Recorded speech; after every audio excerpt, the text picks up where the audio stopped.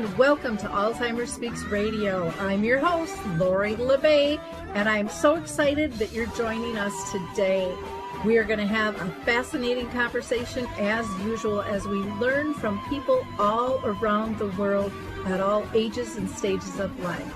Stay tuned as we shift our dementia care from crisis to comfort. Here we go. What you think about, you will bring about the mental change.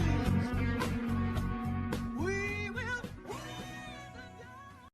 Well, hi, everyone, and welcome back to Alzheimer Speaks Radio. I am thrilled you are here to join us today. We're going to have a great conversation, and we're going to be meeting with three super-powered advocates for dementia. But before I introduce you to these wonderful women, I want to first give a couple of shout-outs. One is to the Mark Arneson Band that lets us use their song Clarion Call as our opening music. And for those of you that are new to our show, Alzheimer Speaks is about sound information, not just sound bites. We like to have real conversations with real people. So that means you, yes, you could be our next guest. So reach out to me if that's an interest. We interview people with dementia, personal family caregivers, as well as professionals, researchers, advocates, you name it. Everyone is welcome on our show as long as we have a nice, respectful conversation. Now, I also want to let you know of a couple of events that are coming up, and you can go to alzheimerspeaks.com, go to our free resources page, and there you will find a graphic that says public events. You can find out about a couple of things that are going on in Minnesota. One is October 31st from 1 to 3 in Minnetonka, which is going to be a screening of the film A Timeless Love, and we will be doing a talk back with that. The other is December 8th, and that is going to be an in-person sponsored by Artis Senior Living. And our conversation on that one is going to be talking about family gatherings, events, and travel, and how do you replace those difficult times with joy. And then virtually, we'll be doing an event on November 11th with volunteering for seniors. That's going to be a conversation where we talk about living with dementia, and you can, ask questions and so forth there.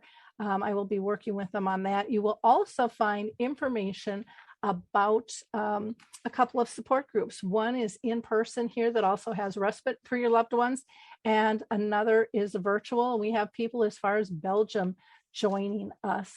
You will also find on Alzheimer Speaks information about Dementia Map, which is our global resource directory where you have 150 categories you can search. It's free access to anyone. There's a calendar of events, glossary of terms and blog, and so much more. Right now, we're going to hear from the Adaptive Equipment and Caregiving Corner, and we'll be right back with our guests. I love the footbar walker, and let me tell you why. It is the option for my toolbox that I've been waiting for. Let's be honest, there are some clients who, despite our best rehab efforts, just aren't able to return to performing a sit-to-stand transfer on their own. Now I can offer my caregivers an easier, safer option that doesn't involve hoisting their loved one up from a sitting position. I don't recommend this walker for all of my clients, but I do recommend this walker for those caregivers looking for an easier, safer option with transfers. I would also encourage other therapists to add this walker to their toolbox. It's kind of like having my own mobile parallel bars for the client to pull up on. Whether it's a family caregiver at home helping a loved one with Parkinson's or dementia, CNAs in a long-term care facility assisting their patients, or therapists adapting to client and caregiver-specific needs, we now have a very safe and effective option to offer in the footbar walker. Check this product out at thefootbarwalker.com. That's it for today from Adaptive Equipment and Caregiving Corner. Have a great day, and don't forget, if you can't do it, adapt it. Okay, we are back, and I'm really excited to have this conversation. We are going to be talking about spirituality, research, and programs and services to help you when you're living alongside or living with dementia.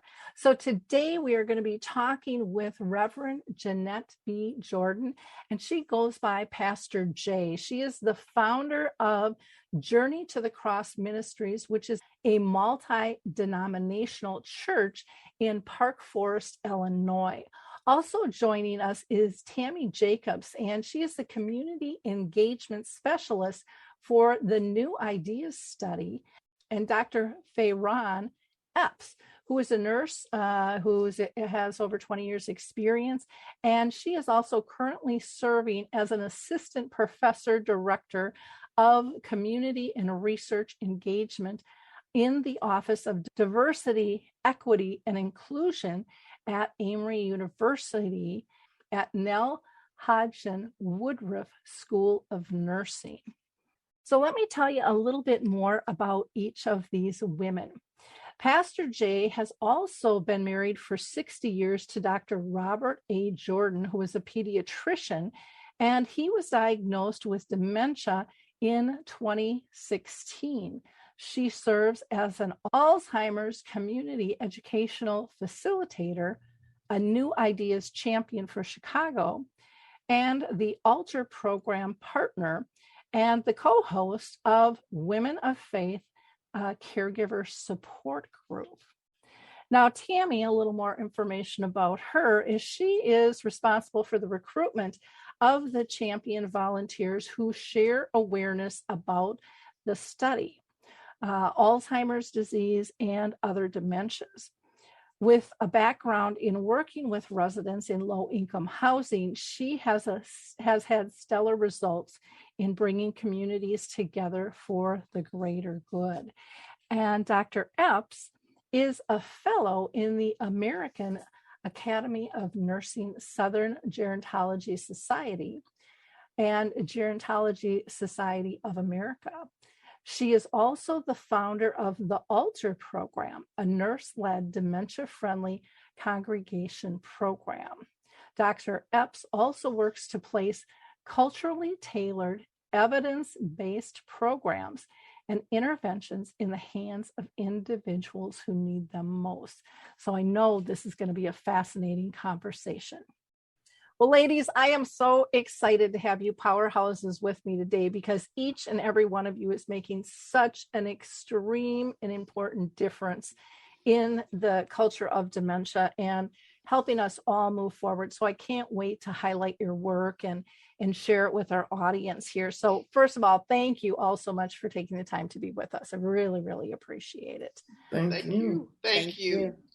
Now, to start out, I always like to ask everybody the same question. It just kind of gives us a baseline. And that is, have you been personally touched by dementia? And Pastor Jay, I'm going to have you kick it off. I mentioned in your introduction, your husband is diagnosed, but just gave a little tidbit there. So if you want to share anything more, please feel free to do so. No, I was touched by this BOED, I call it the beast of a disease, Alzheimer's, back in 2016 is when my husband was diagnosed with Alzheimer's. And so I was just very, very impacted by what was going on. And from there, I have just become an advocate. My advocacy runs long and deep. And so that's the reason I get excited to be able to share my story and to be able to do what I do. And Wonderful. Thank you, Lori, for having me and my girlfriends. Great. Thank you for taking the time out of your day today. Tammy, how about you? Yes, I will say definitely personally touched. My grandmother, who just passed in 2018, lived to be 105. Wow. But roughly the last 9 years of her life were engulfed with this disease. And it took a toll on the entire family. Of course, she was our matriarch. And so watching my own mother, who was in her 80s too, and her sister take care of my grandmother. So I understand it from both angles and how it impacts the family so much. So this is my way of paying homage to her and what our family went through at the loss of her life. So yes, I'm happy to be able to sit here and pay respects and hopefully support others so that they don't have to endure, as this disease will definitely tear a family down. Right. Thank you. And Dr. Epps, how about you? Have you been personally touched in your own family or circle of friends? I think not in family, not circle of friends, but I would say circle of the community. And I think that's where my passion stems from, is the personal stories of those in the community in which I serve. That has given me this passion. It fuels this passion for me to be an advocate and to work with Tammy and Pastor Jay. Wonderful. Thank you. It's interesting how so many people are touched in different ways and step forward to share their stories. And I'm a true believer that by sharing stories, we can really help other people grow and adjust to their new life and walk graciously alongside this crazy disease and give them hope and hopefully empower them to become advocates as well and share their stories. I think that's really how we change the world, just, one person, one family at a time. So thank you. So speaking of stories, I'm going to go to Pastor Jay and talk a little bit more in detail about why you became an Alzheimer's advocate. And I know it might seem obvious because of, your husband being diagnosed, but typically there's a tipping point somewhere along that disease route that just says, I got to do something different here. Yeah, absolutely. Because who would have expected my husband, who had been practicing medicine for over 30 plus years, to become affected by this disease? And one of the things that I advocate for are the caregivers. And because I was in denial for so long, I did see some things that were abnormal. I did see them. But I kind of turned my head the other way because I said, no, this can't be happening. He's just forgetting a little stuff. He's just calling me 5 times a day, asking me the same question because he loves me. I made all kind of excuses for not, I say, coming out of the closet. And so my reason for the advocacy, so passionate about that, is because I think we people of color are so in denial. It's taboo in our community that we put it off on old age, or we just don't want to talk about it because we're so, secretive. What goes on in the Jordan household stays in the Jordan household. We don't want anybody else to know about that. And so consequently, I felt that that's being unfair to the community. So I began to speak up. I began to read everything that I could about the disease because I did not really know anything about it. I had heard of people that had dementia, and just knowing it would never happen to us, I had just kind of said, well, that's them. And so I pray for them and I embrace them. But now when this happened, it came knocking at my door. I said, I am going to make sure that my community, my family, my friends know about this disease. I'm going to know everything that I can. I'm going to find out the warning signs. I'm going to tell people when you first see something, we all forget. We all forget our keys. Especially the cell phone thing, forget it. That drives everybody bananas. But still, if you start losing your cell phone every day and you have the whole family searching for it up and down, and then we find it in your pocket, something's the matter.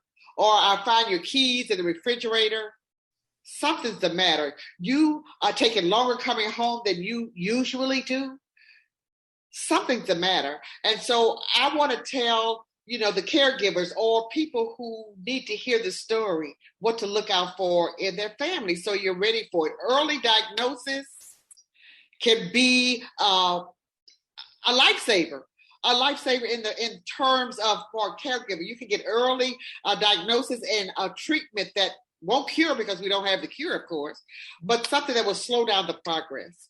So that's why I walk and I talk, and everybody that I come in contact with, I tell my story. I'm out of the closet. It's nothing to be ashamed of, but it's something that we have to embrace and be informed.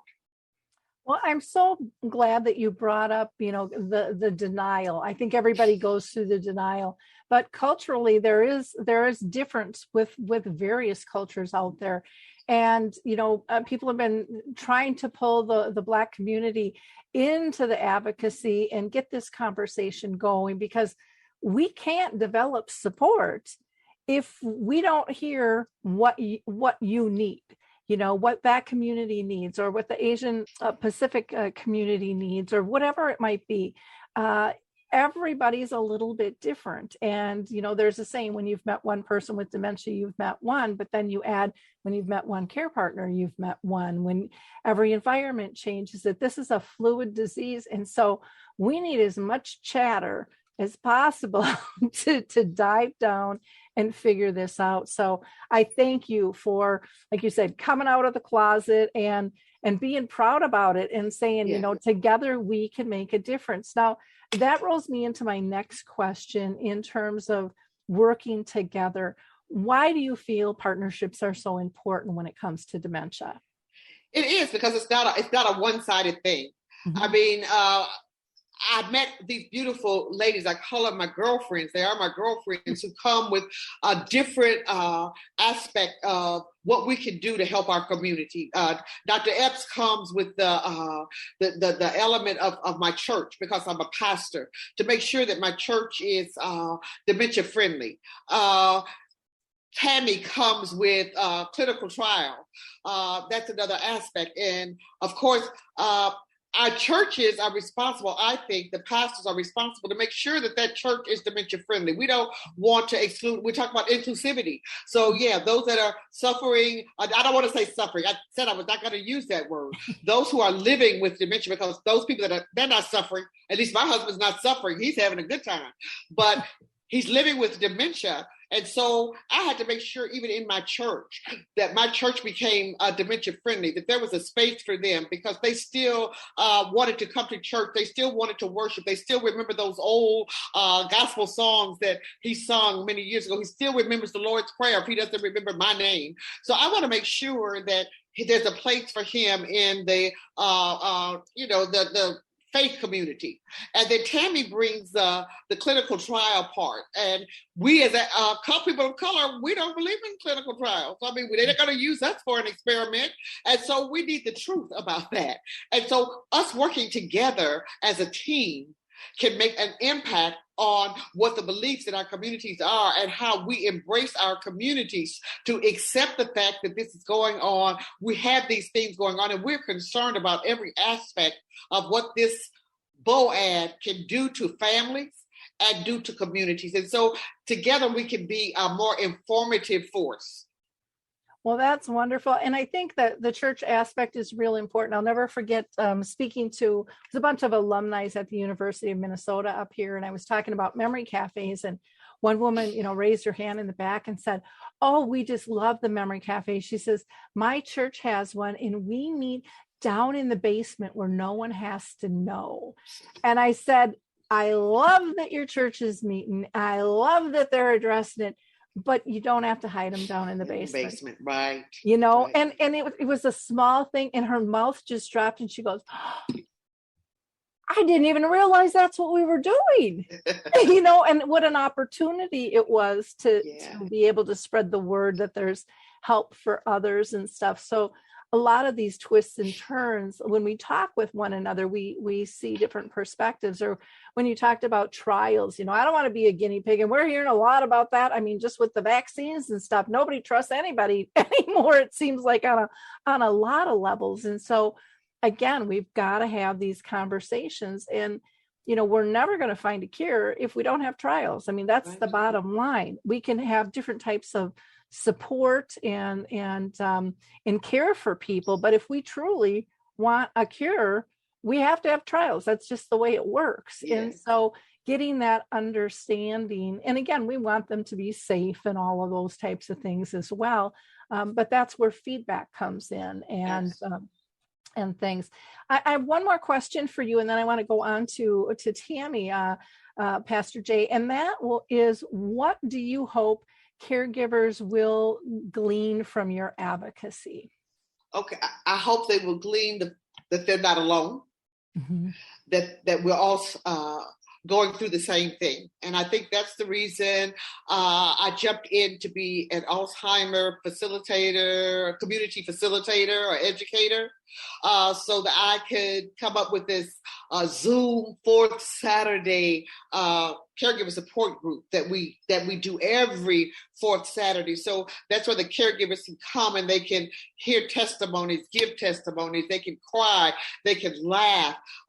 We can give them resources. We bring on professionals in the field to give them some statistics or give them just something to hold on to. I want to be able to be that person that the caregiver can go to and just, lean on me and listen to my story and just know that we're all in this together. And if we talk about it and if we come together as community and embrace one another, we can get through this and give our loved ones the care that they need, impress upon them about self-care. If you don't care for yourself, then you can't care for your loved one. You can't give them the love and the honor and the respect because you're all uptight about it. And so, and I think that even when we started the support group, we started it thinking that it was just going to be for Chicago. But because they can go to the Alzheimer's website and they see Women of Faith Caregiver Support Group, they hit that button. So we've had people to jump on our Zoom from the Bahamas, from Hawaii, all over the United States. And so we know that there's a need. Caregivers are looking for somewhere to go so that they can have some commonality in their discussion surrounding, Alzheimer's and dementia. I don't want to leave out the other dementias, but we really, I don't have all the statistics, but we know Alzheimer's is the most prevalent dementia that there is. So I just want, that's the impact. That's my advocacy. That's my life work. And I'm in the process of writing a book. So, yes. And I know that book is going to help caregivers. And I'm just so excited about it. Yes. Oh, fantastic. And I have to give a shout out to Michelle Mason, who you work with for your caregiver support group, because that's how I met you. And I met her ages ago, and I just absolutely adore her. Yes. And, I love when you talk about, building community, but community isn't just our little hometown community. No. This is something that knows no borders. It crosses over. I know our memory cafe, we have somebody from Belgium and, New Jersey and things. And that's one of the beautiful things of being able to go online, because, what I have learned might help you and vice versa.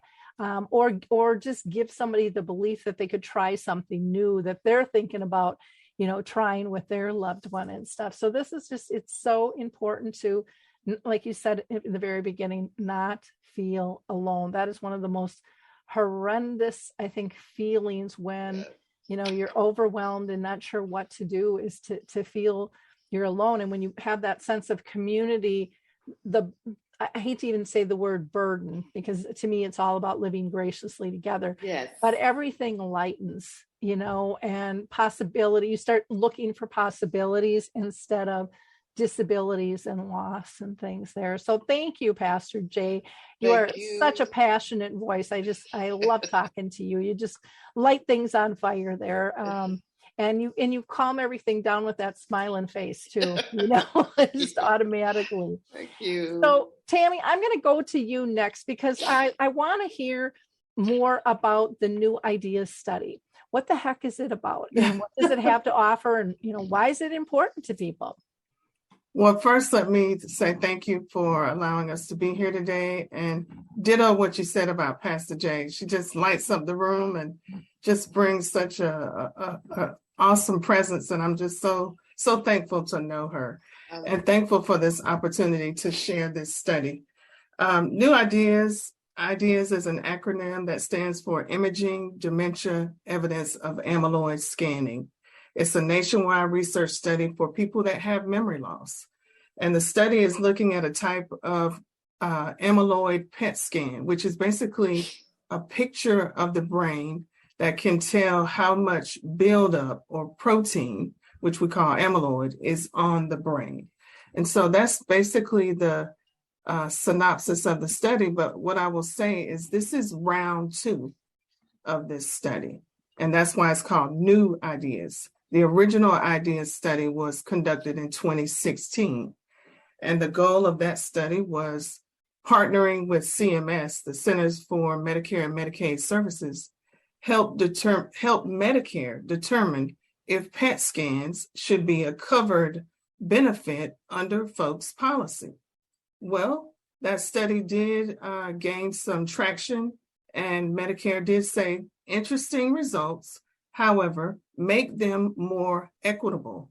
That study included 18,000 participants, yet only 3% were minority participants. So when this study began, the charge was that there be 2,000 African American participants and 2,000 Hispanic Latino participants, so that the results would be more equitable this time around. Now, I'm excited about that because the total is only 7,000 participants this time. And so of that 7,000 total, we know that 4,000 are going to be minority participants. Well, and that alone says a lot because, when we talked earlier of denial and people not trusting and, how do you even find people to be part of the study? Because people don't always talk about it. How the heck did you make that happen? So that's a very good question, because in round 1, or the original idea study, there were no champions, or there were no volunteers, I should say, as part of the recruitment process to engage or enroll participants in this study.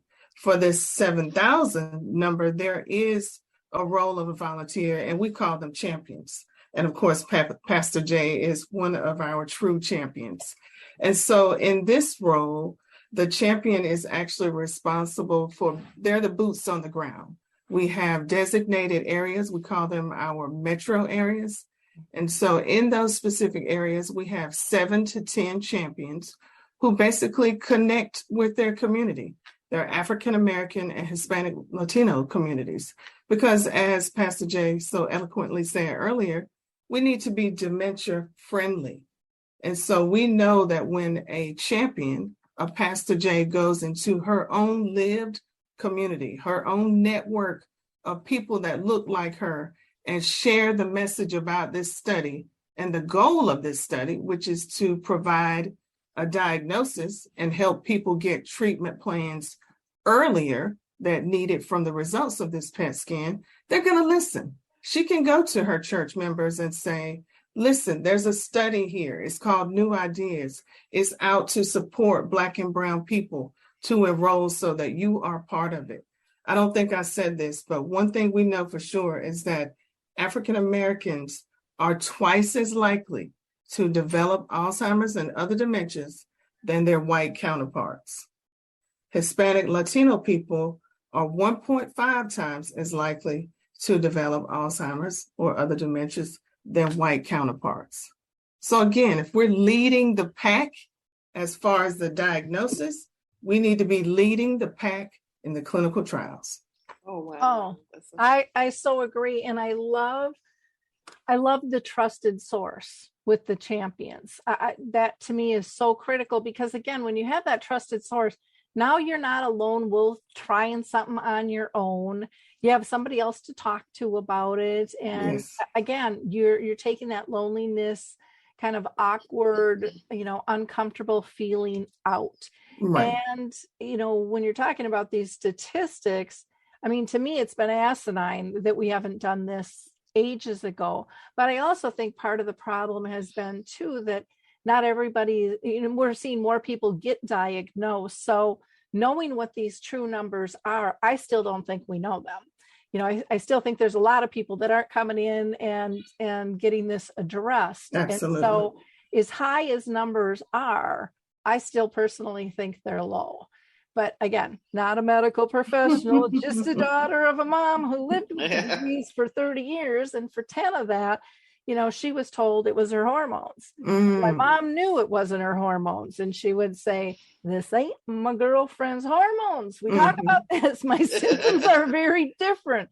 And yet, it was ignored. Now, again, that was almost 40 years ago, but I still hear this over and over and over again from people all around the world. And we're seeing younger people get this now having symptoms where, again, I heard back, when my mom was having problems, she couldn't live with it that long because it was only 5 to 7 years. She could only live 5 to 7 years, and that's impossible. You must be cray-cray, And now we're kind of hearing that same thing with, younger onset, which we used to think, was under 65. And now we're hearing, 50s and 40s and 30s. And, I've even interviewed a couple of families that have had children.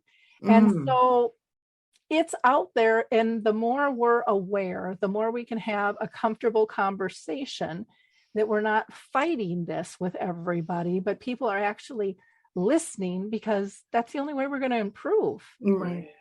So I'm really excited to see where this study goes and what the outcomes are going to be. To me, it only makes sense. But again, you've got to be able to have things in place to get the recruits that you need for these trials. Exactly. And people have to feel comfortable. Now, I know one of the questions that I hear from people all the time, and I think this has gotten better, but people would say, well, I was in a study, but I never heard what the heck happened. Do you get back to people and let them know what study results are? Yes, that is one thing that I'm most proud of. Not only do we share the results of the study, but folks who are actually participants in the study, they gain that diagnosis and they move on with a treatment plan for themselves. So it's not like they're asked questions or they take this PET scan and they don't know the results of it. Their care is based on their personal scan results. So yes, and those results will be published on our website. Okay. Now, another question I know people have with trials is, what's it going to cost me? Is there a cost? I mean, I've heard a couple of people say that they have battled that with different trials, where I've always heard, trials are typically free, So how does that work with your study? Well, your deductible, you will pay for your deductible for the PET scan. If the policy that you have, first of all, to be considered an eligible participant, Medicare must be your primary coverage. Okay. And if with your coverage there is a deductible, you will pay for your deductible for the PET scan. But any copays for the visits with your any copays for the visits with your memory care doctor, because there's 3 steps. You go to your memory care doctor, you have the PET scan, and you go back to your memory care doctor. So any copays with that memory care doctor, you would be responsible, or the participant would be responsible for that. Beyond that, the actual cost is free of charge. There is no cost to, of course, become a participant, and then there is no cost to actually have that actual PET scan done, which can be upwards of $4,000 to $5,000. Depending upon where you live, it could be actually more than that as well. Yep, that cost prohibitive deals with this disease are many in some cases, and so again, this is important to do. It would be, ideally, I think a lot of people would agree. It would be nice if there was a grant to cover that, because some people are very limited in what they can cover for their out-of-pocket expenses. Yes. And that's what we were talking about earlier, where some people don't go to the doctor because they can't afford it, even though they have coverage. There still can be out-of-pocket expenses. Right. So we'll continue to pray for that in the future. Yeah. When do you anticipate this study being concluded and being able to share information, or are you still recruiting at this point? We're still recruiting for participants. The study is scheduled to end the end of 2024. Okay. However, we do know that if we have not reached those 2,000 per the minority populations that I mentioned, then the study will continue. Okay. Okay. So rally up, people, if you're listening. This would be a great opportunity. How would people, if they wanted to be a champion, how do people go about that, Tammy? Well, there's several ways. They can contact us directly. When I say us, there's two of us. My name again is Tammy Jacobs. I have a community engagement specialist co-worker. Her name is Andrea Mendoza. We both have an email address, newideasstudy.ces@med.unc.edu. I know that's a long one, but if you need to call me, you can call me at 919-525-1020. That's 919-525-1020. And you can always visit our website, which is www.ideas-study.org. Wonderful. Well, thank you. This is exciting news, and to me, this is real progression in terms of raising voices and seeing true needs out there being addressed. So, thank you for sharing that, Tammy. Dr. Epps, I want to go to you next. Mhm. I want to talk about what are some of the unique challenges that Black caregivers are faced with that might be different from other cultures. Well, I mean, we know caregiving and supporting someone that is living with dementia is challenging. Mm-hmm. But when you add race and culture to it, then it just brings on a unique set of challenges. Since I do a lot of work in the Black community, I hear the stories and I hear from Black caregivers what they are faced with when they are trying to seek out services to receive support, and just what they have to deal with every day. So I just want to think about, if you think of the last 2-3 years, a lot has been highlighted on the social injustices, Mm-hmm. right, in communities of color. Well, now, these things been going on, but now they're highlighted. So imagine you being a Black male caregiver going through the social injustice things you may face in your everyday life, and trying to support your father or your mom that is living with dementia. That just creates a whole set of additional challenges that traditionally, I think a lot of education programs were not addressing. Yeah. It was just really just focused on just the education piece, what dementia is. But when we go into the communities of color, especially in the Black community, I think we need to address what's going on in the community as well. What happens? What are those examples that you need to see that is relatable to you so you can connect the dots? What are the tips that you need to survive in the community, survive and thrive in the community that you're in? How can we empower you so you can better have better communication with healthcare providers? Because again, there is a lack of access to services. So we need to help you find those services. And then when you do find them, okay, this is what you need to bring to the doctor and things like that. Yeah. Well, and I'm thinking too, with the cultural differences and just the unrest, if you've got a care partner who is a sandwich generation care partner too, not just taking care of maybe a parent, but still trying to raise a family, working. I mean, there's so many different dynamics going on in this world that have made everybody, I think, feel unsafe and distrusting. And some of us are just feeling that now, and yet, so many others have been dealing with this all along, and yet it hasn't been talked about. So I agree. We need to get this conversation out and up and remove the shame, and let people need to express their emotions too. I think sometimes people are afraid that, well, I don't want to be angry. And it's like, you got a right to be angry here, but it's, again, how do you express that anger that's going to get you into trouble or not? But being able to go through that wave of emotion, if it's anger, if it's sadness, if it's a joyful moment, but providing that space to have that conversation and to hear the true needs, because everything is kind of rippled and tied together and twisted, and we can't separate it. So we have to know big picture. And to me, that's one of the reasons I started Alzheimer Speaks, was I didn't feel that the person with dementia and the families and even the professionals at a lower level were really being heard. It was really medical and academics that were talking to us and telling us what it's like. And yet I'm sitting back going, you know what, I kind of think I'm loaded with information here on what it's like to be in the trenches that you might not actually understand. And it's nice to see those things kind of merging and being able to have those open conversations. Because what I'm hearing from a lot of people is, my doctor didn't know. I am really a great resource to my doctor because I have found all these other things that they didn't know about.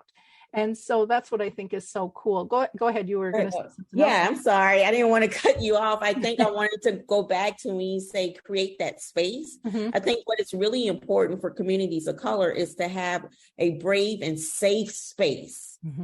And I think that's what's missing. And I don't want us to just kind of run over that. Is making sure that they can have that space where they can speak about this, they can learn, and don't have no one looking at them like, oh, well, they should have known that.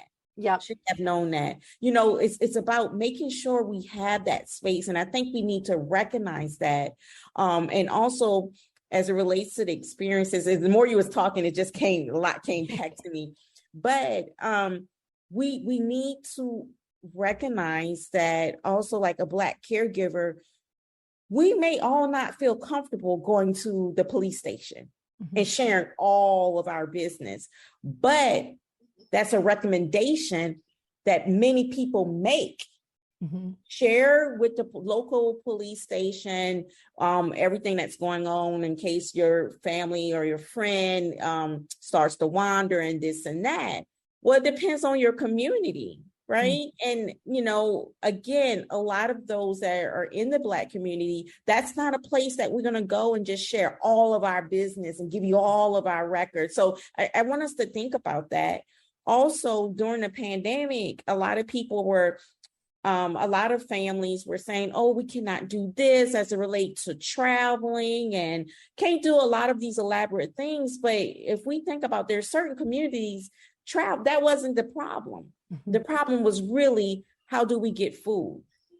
And these are the things, this is what really had me develop Caregiving While Black, because these weren't things were coming out. I worked with so many colleagues and we have all these programs and all this great stuff, but it did not respond to the specific needs of the Black caregivers that I was having conversations with and I was engaging with in the community. It did not respond to their needs. And in return, I seen them shut down and just get no help because it wasn't a safe place for them to speak up. And they didn't have no one else around them that was sharing the same experiences or had the same experiences. Well, it's interesting that you use that example of food because, we started Dementia Map, which is a global resource directory. And, I saw that ages ago where certain organizations would only tell you about their stuff.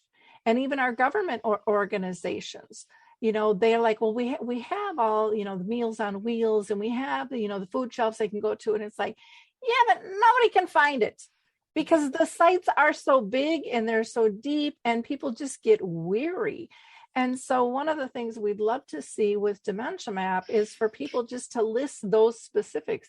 Here's where you can get veterans benefits. Here's where you can find a food shelf. Here's where you can.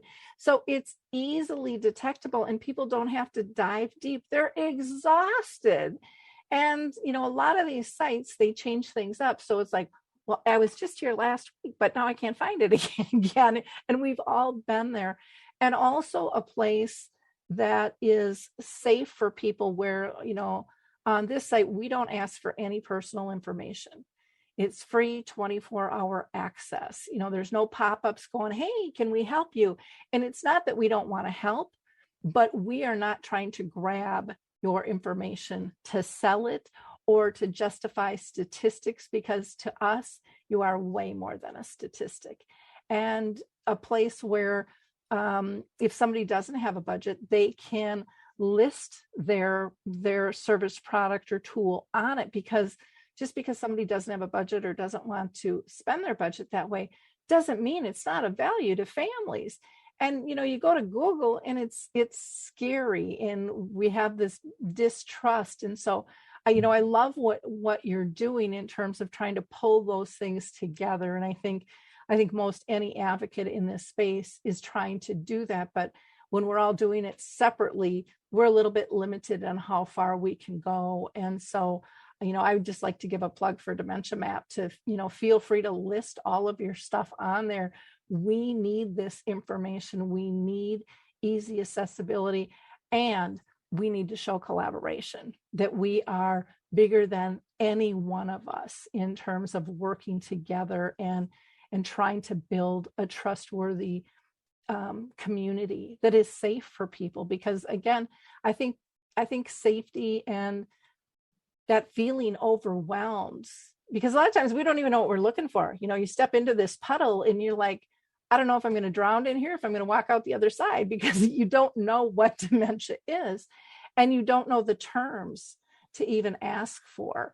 And so, I love that you're building, this safe space for people and really listening to their needs and allowing them to be their authentic selves. It doesn't have to hide what they're going through, because again, we can't serve people if we don't really know what they need. And to me, that's been one of the most frustrating aspects for me.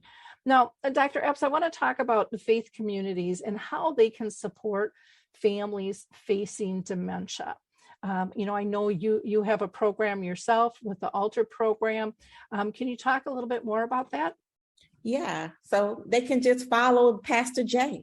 That's how they can support their community. So the Alter program is a dementia outreach program that is specifically designed for Black faith communities. And it's a way to fill in the gap and address the disparities that Tammy mentioned earlier, and to make sure that we have these resources. And why not go to the cornerstone, the epicenter of the Black community, and provide them with the resources that they need, even if they say they don't think they need it. Because I think we've already said it earlier that a lot of Black families, it just stays in the house and they don't talk about it outside the house. And so just because the pastor doesn't know does not mean it does not exist in their congregation or their place of worship. So the Alter program is to bring these resources, and the things that I focus on is support, education and awareness, and worship, because worship is still important. And a lot of times we forget that. We get ready, we're given this education support, but for many of these individuals, especially if they have a strong faith background, religious background, and their faith tradition it means something to them. It still means something to them when they have dementia or diagnosed. And a lot of people that's one of the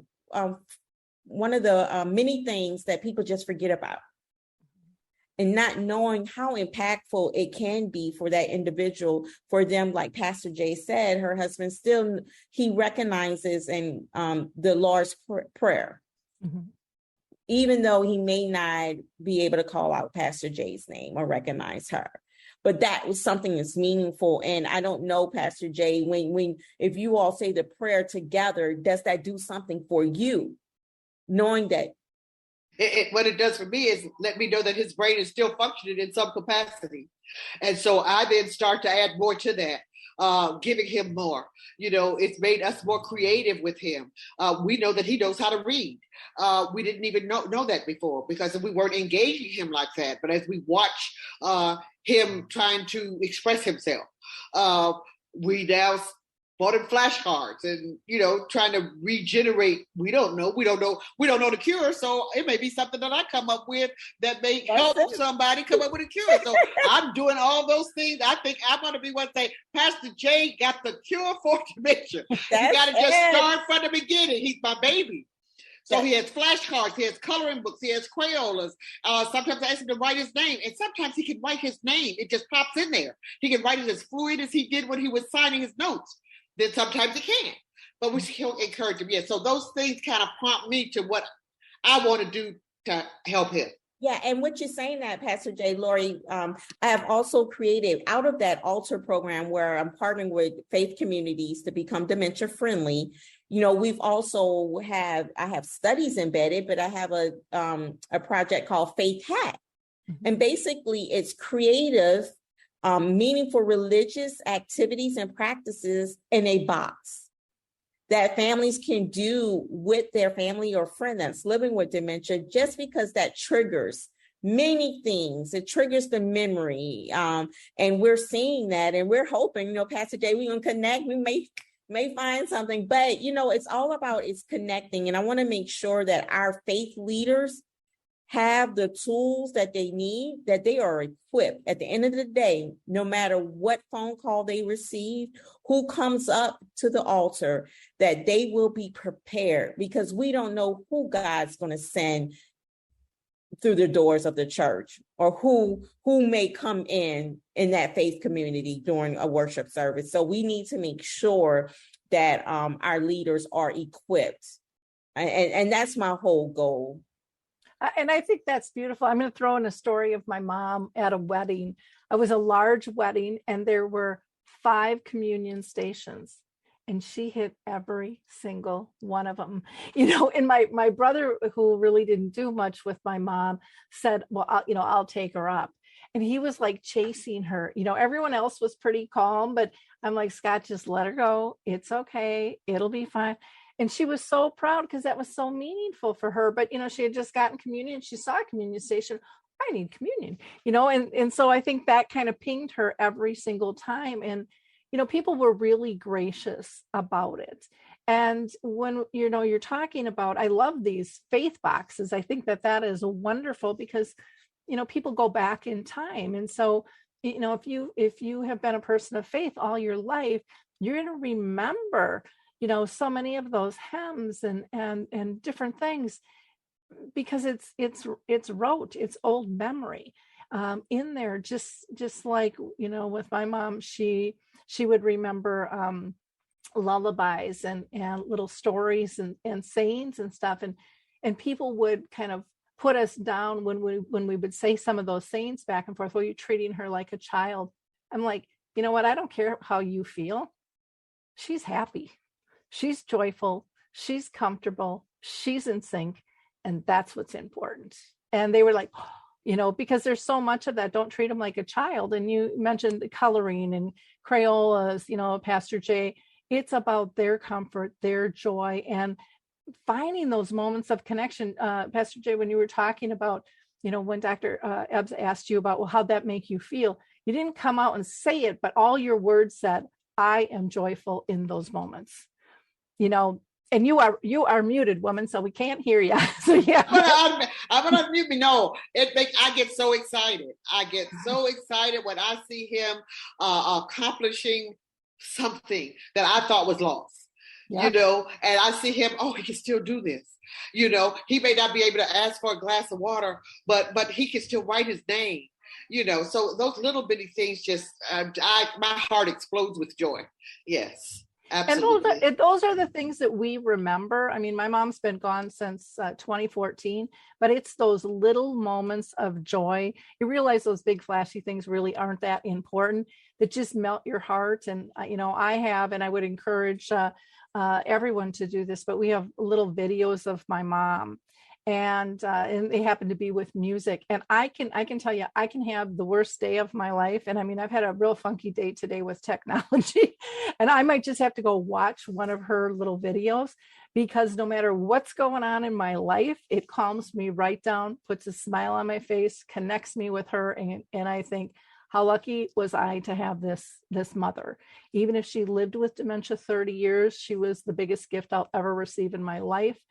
Even though I would never, ever wish this disease on anybody, as the disease progresses, hopefully people will see that you learn to love on a deeper level. There's there's different levels of unconditional love. And for me, and I don't know if you guys have felt this, but I really felt like our relationship went to a whole spiritual level. I mean, it was, I can't even put it into words, but we were so in sync with one another. And, there's such beauty in being that connected to someone. And I think, through faith, through belief, through connection, through looking for the joy instead of always looking for the loss, that's what this journey can bring us. And it can really ground us into having a richer life. And it's a really, to me, it's a gift wrapped in a really strange package. Dr. Epps, I want to ask you about, maybe do you have some other new programs that you're thinking about, on the horizon that you'd like to share with us at all? Yeah, well, it will be the Caregiving While Black. Mm-hmm. That is one of the programs that I am continuing to revise and put out there and enroll caregivers for. It is a fully asynchronous online program. It's self-paced. Mm-hmm. And, it's a for us, by us. We use that approach. And so it is developed by myself, Black healthcare professionals, caregivers, persons living with dementia. And it's for mm-hmm. these family caregivers. And I'm seeing that, what we've heard before is when they're going through this course, they're like they're at home, mm-hmm. right? They didn't think they needed this for some. And then when they see Black health professionals just giving it to them real, giving it to them raw. It's not none of that fancy talk. It is like we're in the living room and I'm going to tell you what you need to know. And you need all of that. What happens here stays here. That's out the door. That can no longer happen. And so that is one thing that I really would like to just kind of put out there for people to reach out if they're interested. We're working with faith communities to roll it out because it just does something when you can receive education from individuals that look like you. It really does, Lori. And not just for the Black community. I want to also speak for the Latinx community, for different cultures. Mm-hmm. It just does something because, there's certain things we just don't know. I'm learning about the Asian community. There's certain words that can be disrespectful, mm-hmm. right? And it'll throw everything all off. Yep. But a person from that community will know it as they're delivering the education, and they'll know what to say and not to say. So those are one of the things that I would love to just put out there for people just to be on the lookout for. Again, Caregiving While Black. I love that. Are you open to talking with, like Hispanic and Asian Pacific communities and sharing what you're doing for the Black communities, that maybe they can create it for their communities at all? I mean, I just think that this is so important. You had talked about knowing the language. That was one thing I when I first got into this space in 2009, it's like, speak the people's language, stop doing this and looking down at everybody, and engage people, allow them to talk. And you have so much, we all have so much to learn from one another, mm-hmm. Evening that out and making them feel respected for what they've learned and helping them know that they've even learned something. Because a lot of them think, well, I don't know anything. And it's like, with everything in life, we're 10 steps behind somebody and we're 10 steps ahead of somebody else. We can always help somebody through our stories, and we can always learn. And, it's such an easy, comfortable fashion. I just think of, when I started the memory cafes, people were so thrilled, and there was so much pushback, with that. You couldn't have people with dementia, and you couldn't have, care partners together because, oh, what are they going to say? And I'm like, where do you think they are the rest of the day? 98% of their days together. Let's help people live graciously through this. None of us were perfect before dementia knocked on our door. We still aren't. We're still going to screw up. That's part of being human, but we don't have to beat ourselves up forever. We can live graciously along that line. And, I just think there's so much that we can share. I also want to just make the comment that, when I got in this, my company's name is Alzheimer Speaks. And people to this day go, well, you should probably change that. And it's like, I'm pretty much branded. People know we are all of dementias, but I'm not going to chase the verbiage, because as soon as I change it to dementia is going to be out the window, and it's going to be neurodiverse, or it's going to be whatever it's going to be. So, we all have to understand the evolution of what's going on here, that we're all learning. And the beauty that I found in terms of a lot of these groups was everything was so separated. It was the Alzheimer's, it was, Lewy body was kind of over here. We really didn't even talk about vascular and FTD, although those people were really wacky because, they have personality changes and they were really pushed off. And now people with dementia, the families are like, you know what, there's a lot more overlap than there is differences. And we can learn from one another. And, we have things to share to make all our lives better. And, if we can get everyone to that space, or a majority of people, oh my gosh, we're going to be able to push things forward so much faster by collaborating and sharing knowledge that maybe we didn't even know that we had, because no one ever asked us. Pastor Jay, you were going to say something. I can see. No, I wasn't. Well, I have a lot to say, but I don't know. No, I agree with everything that we're saying. And I've continued my advocacy. My husband is now in a long-term care facility. He's been there for 3 years. But my advocacy on top of with the caregivers is the educational piece to the care providers in the long-term care facility. They know when I'm there, because I'm always looking to see what they're not doing, so that I can help them to implement the things that they should be doing.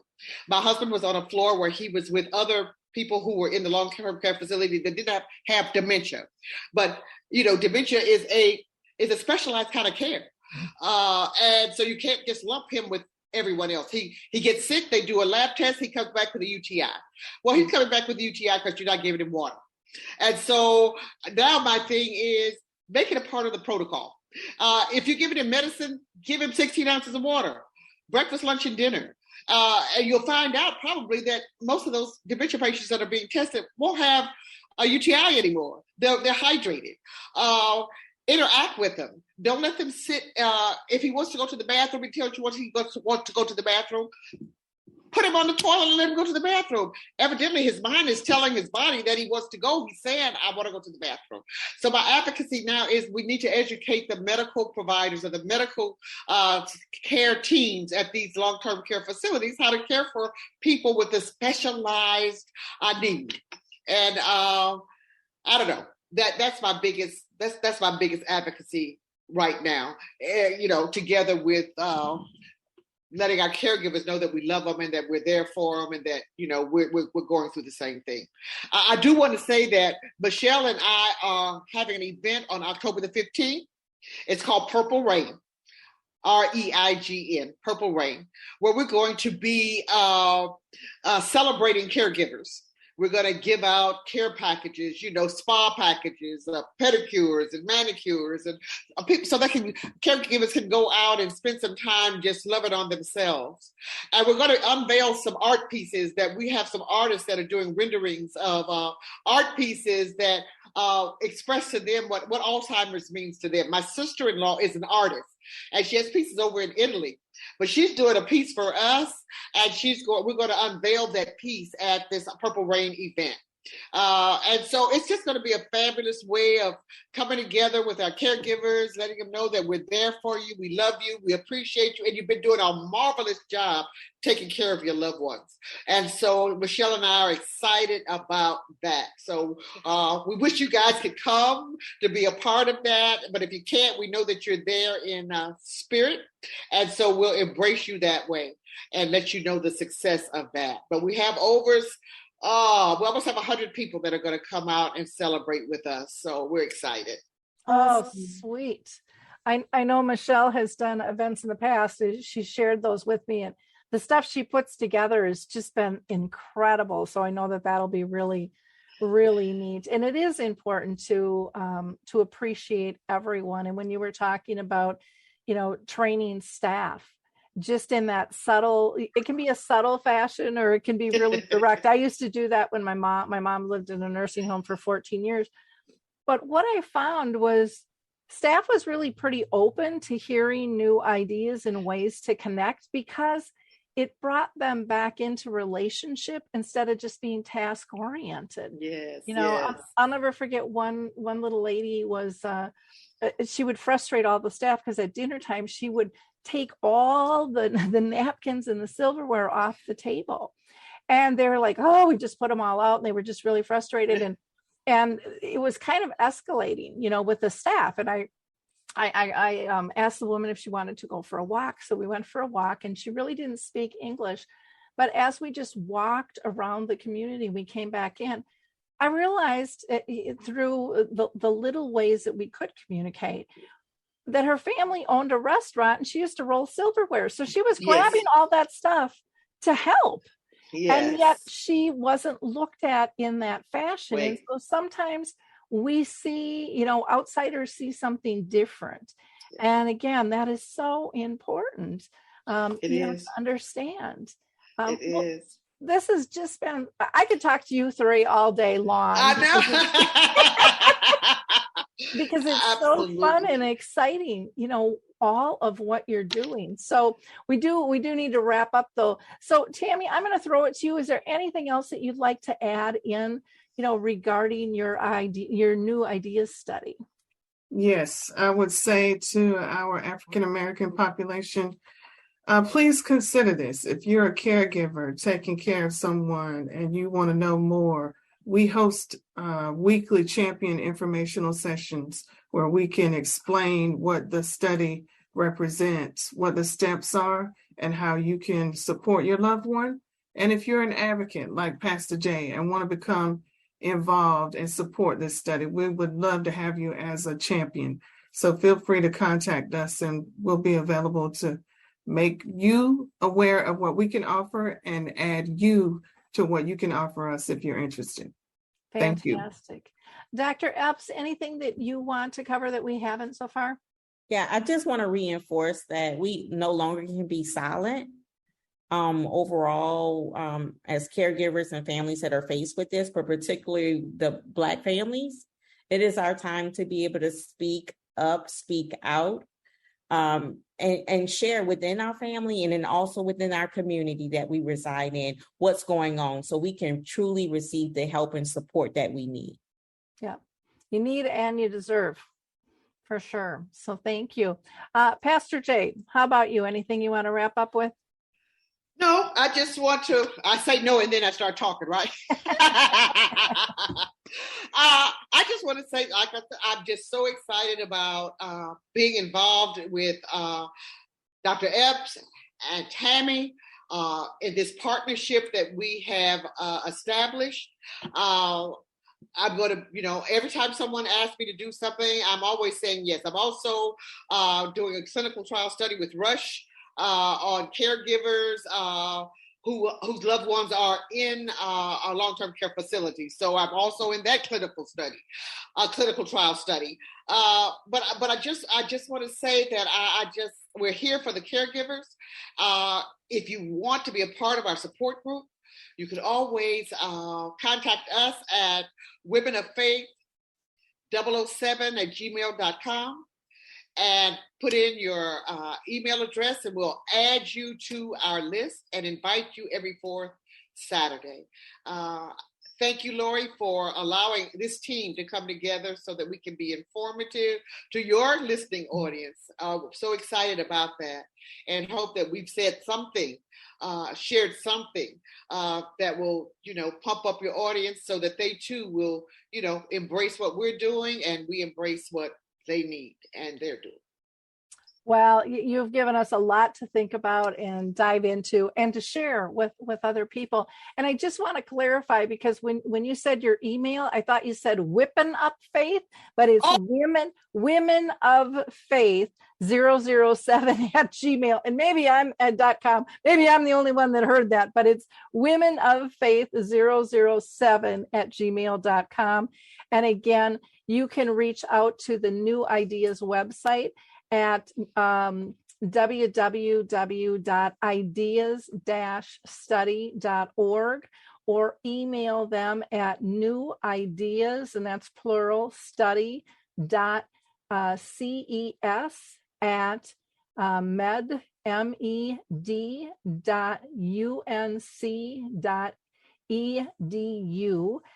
or you can call 919-525-1020. They're also on Facebook, New Ideas Study Champion Events.